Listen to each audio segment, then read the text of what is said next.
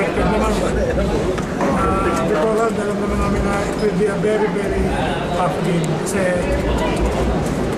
I said it before na yung San San Sebastian, at yung tingin ko number 15. Although naman kami sa standing.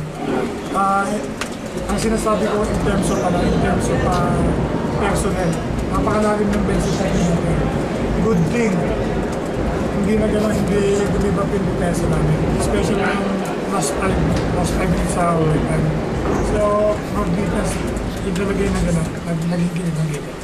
Depensa niyo last 5, extra 5 minutes? Actually, the whole game, maganda yung depensa namin. Hindi biro kung dumipesa ka ng full court pressure for 45 minutes. So, I have to give credit sa mga guys ko kasi talagang kahit pagod na, they just keep on grinding, keep on coming back sa depensa.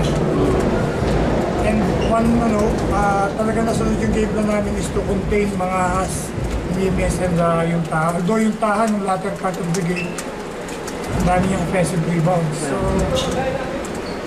but still, at least nanalo kami. Okay, good. 5 game na kayo? 5 na ba? Okay na ba kayo? 6 na, 6 game winning streak na. Okay. Anong next on anong susunod na we just have to win on Friday para at least yung one foot namin is on the final four na. Nanalo kami sa Friday. Ang laban niyo siya ay LPU. Okay. It will not be easy kasi very hard game yun, tapos hard game against sa Friday. Siguro bukas off na lang muna kami for viewing na lang.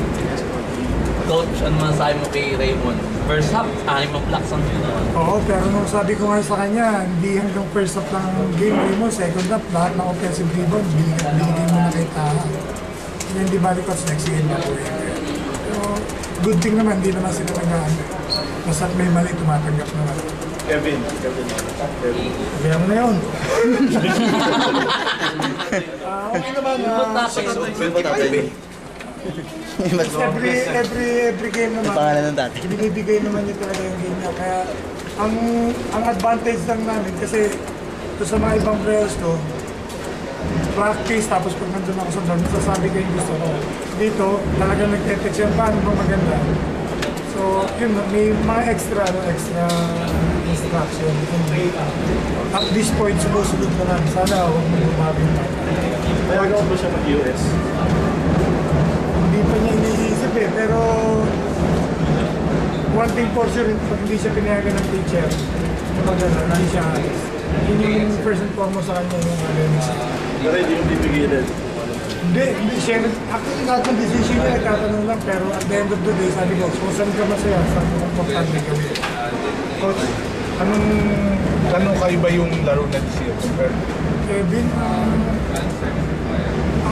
actually last year ganyan din naman siya ka-intense kaya ngayon meron siya mga napapasa na nai-deliver naman yung pinapasa niya.